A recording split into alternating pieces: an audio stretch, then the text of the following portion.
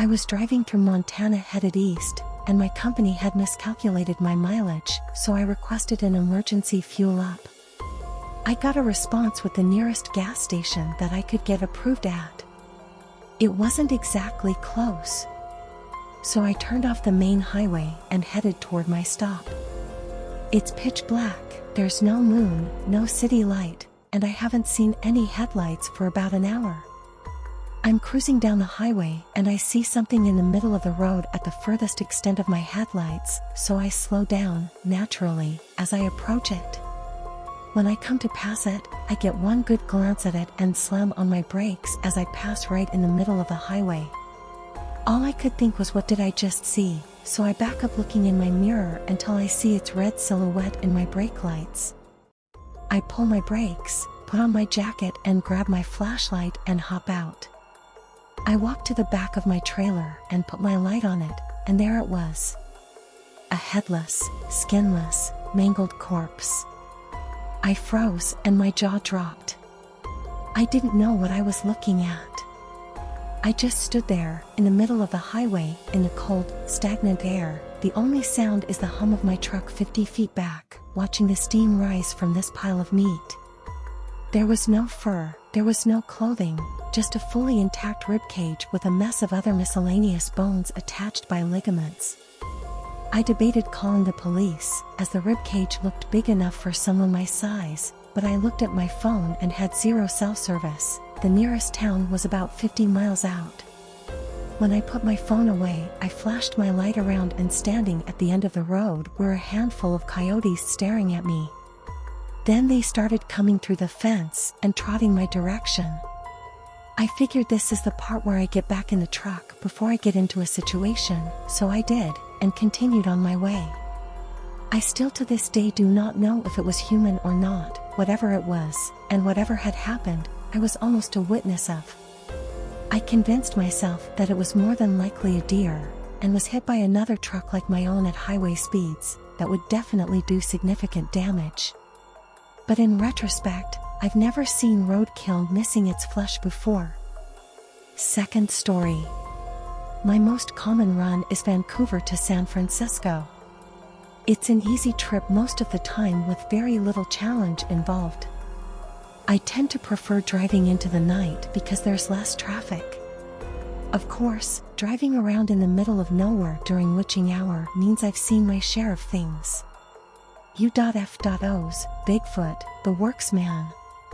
But none of that stuff has ever scared me nearly as bad as the people you see walking along the shoulder of the road far from civilization. I noticed my first one on my junior run down south on the number 5. It was a lady in a blue summer dress, just strolling down the side of the highway underneath the full moon, not a care in the world. Now we were on a stretch that was miles and miles away from anything in either direction, and I was the first vehicle on the road that she'd likely seen since dusk. She didn't even look up to acknowledge me though. Instead, she just kept on walking with a sort of vacant smile. I chalked it up to some hippie from the Oregon Trail, hopped up on something from a nearby campsite, and kept driving. But she was only the first. It's not every trip you spot them, but sometimes you see a few on a single go. It always struck me as strange, because you never seem to see them during the day. Or maybe you do, but they don't stick out as much under the sun. Even so, once you know they're there, you'll start noticing the hell out of them whenever you're driving far from civilization in the dark. The other truckers call them moon wanderers, but I prefer shoulder walkers, since that's always where they are. Almost like trains on a track, they walk that little white line to wherever they're going. They're different shapes and sizes too.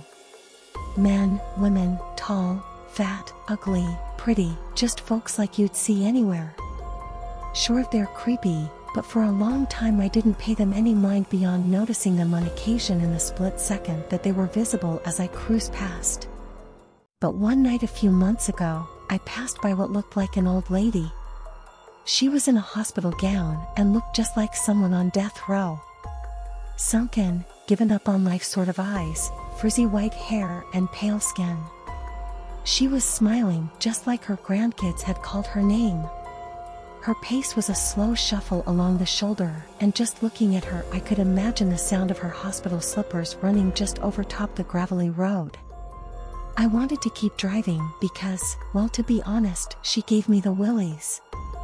But hell, she reminded me of my own sweet grandma, God rest her soul. So I brought my rig to a slow stop and, collecting up the flashlight I keep in my glove box, stepped out of the cab.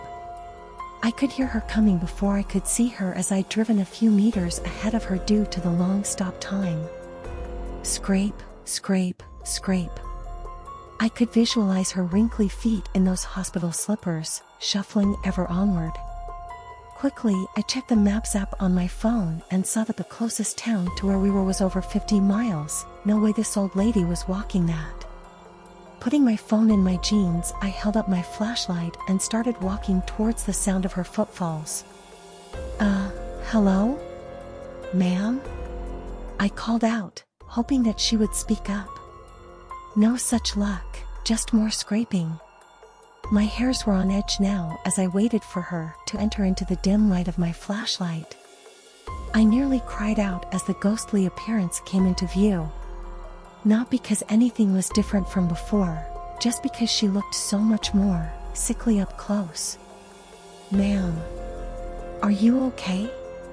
You're in the middle of nowhere, you know? She didn't say nothing. Just kept smiling and moving steadily forward. Now my heart was beating hard. She's just senile. Senile, and she needs my help, I thought out loud. But my feet were frozen in place. They were going back to the truck, or they weren't moving at all. She was getting closer though, and as she reached within 10 feet or so, her wrinkled hands began to reach slowly up. Her fingers wiggled in my direction like a grandma reaching for her grandchild's face. She opened her mouth, but didn't say anything, just grinned at me with pale gums. My legs gave out, and as I fell onto my side she reached down for me with surprising speed and dexterity. Before I knew what was going on, she had her bony fingers around my ankles, and I was getting dragged down the road. Desperately I pulled back, but her grip was superhuman, and the addition of my weight didn't seem to slow her walk in the least. She stared down at me with those beady, sunken eyes, mouth agape in a smile. I kicked at her with all the fight I had in me and luckily connected with her jaw. To my horror, it was like kicking solid concrete. But luckily she let go despite having no visible injury. I crawled backwards towards the middle of the road and she kept walking down the shoulder. Her hands fell back down to her side and her mouth closed into a tight-lipped smile. But her gaze stayed locked on mine as she slowly shuffled out of my flashlight's beam. I waited as the scraping bit by bit faded from my ears, and after what ended up being a half hour of stunned silence, I worked up the nerve to get up and go back to my rig. No sign of the lady, but when I climbed into my cab and sped down the highway, it didn't take long to catch up with her. Her eyes were still stuck on me, they probably had been the whole time as she walked away. The last I saw of her as I gunned it away was her thin, chapped, smirking lips. According to some other guys I know, I'm the first to try and interact with a shoulder walker, and if God is good, I'll be the last. Since then I've seen plenty more, strolling down the highway in the pitch dark. I even saw a kid once. But there ain't no way I'm ever stopping again for them. And if you're smart, you won't neither.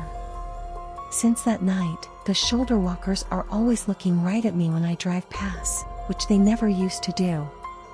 Almost like since that old lady saw me, they all did.